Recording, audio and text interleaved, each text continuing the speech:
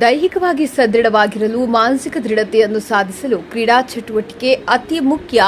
ಉದಯ್ ಶಂಕರ್ ನೀರ್ಪಾಜ ದಿನಾಂಕ 23/3/2026ರಂದು ಗಣ್ಯರ ಸಮ್ಮುಖದಲ್ಲಿ ಉದ್ಘಾಟನೆಗೊಂಡು ಶ್ರೀ ಭಾರತಿ ಎಜುಕೇಷನ್ ಇನ್ಸ್ಟಿಟ್ಯೂಟ್ನ ಮುಂದಾಳತ್ವದಲ್ಲಿ ನಡೆದ ವಿಶೇಷ ಬೇಸಿಗೆ ಕ್ರೀಡಾ ಶಿಬಿರದ ಸಮಾರೋಪ ಸಮಾರಂಭವನ್ನು 28/3/2026ರಂದು ಶಂಕರಶ್ರೀ ಸಭಾಭವನ ನಂತೂರು ಮಂಗಳೂರು ಇಲ್ಲಿ ನೆರವೇರಿಸಲಾಯಿತು.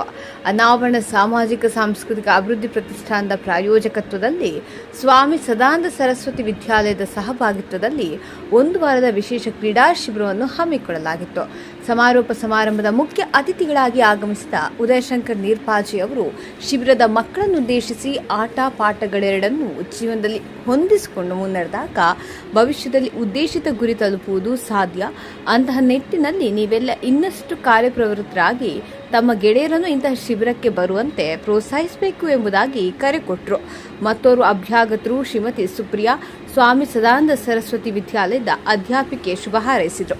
ಅಧ್ಯಕ್ಷತೆಯನ್ನು ವಹಿಸಿದ್ದ ಅನಾವರಣ ಸಾಮಾಜಿಕ ಸಾಂಸ್ಕೃತಿಕ ಅಭಿವೃದ್ಧಿ ಪ್ರತಿಷ್ಠಾನದ ಸಂಘಟಕಿ ಅಶ್ವಿಜಾ ಶ್ರೀಧರ್ ಮಕ್ಕಳೊಳಗಿನ ಪ್ರತಿಭೆಯನ್ನು ಹೊರತರುವ ಶಕ್ತಿಯಾಗಿ ದೈಹಿಕ ಕ್ರಿಯೆ ಕೆಲಸ ಮಾಡ್ತದೆ.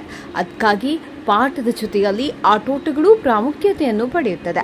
ಶಿಬಿರದಲ್ಲಿ ಕಲಿತ ವಿಷಯಗಳು ಮುಂದಕ್ಕೂ ಉಪಯೋಗವಾಗುವಂತೆ ಸಿಕ್ಕ ತರಬೇತಿಯನ್ನು ನೆನಪಿನಲ್ಲಿರಿಸಿಕೊಳ್ಳಿ ಎಂದು ಮಕ್ಕಳಿಗೆ ತಿಳಿ ಹೇಳಿದರು.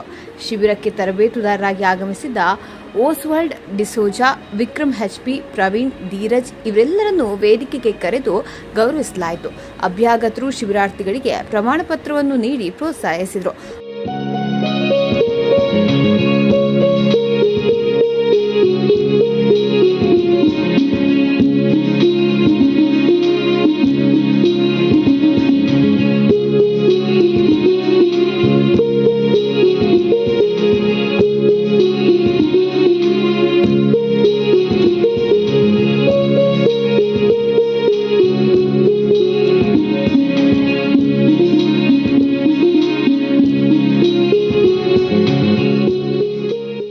ವಕೀಲರು ಶ್ರೀಮತಿ ಪರಿಮಳಾ ಮಹೇಶ್ ಸಮಾರೋಪ ಕಾರ್ಯಕ್ರಮವನ್ನು ನಿರೂಪಿಸಿದರು.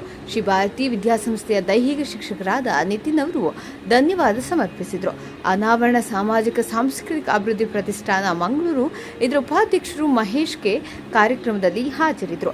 ಸಮಾರೋಪ ಸಮಾರಂಭದ ನಂತರ ಅತಿಥಿಗಳು ಶಿಬಿರಾರ್ಥಿಗಳೊಂದಿಗೆ ಸಹಭೋಜನದಲ್ಲಿ ಪಾಲ್ಗೊಂಡರು. ವರದಿ ಅಪೂರ್ವ ಕಾರನ್, ಪುತ್ತೂರು.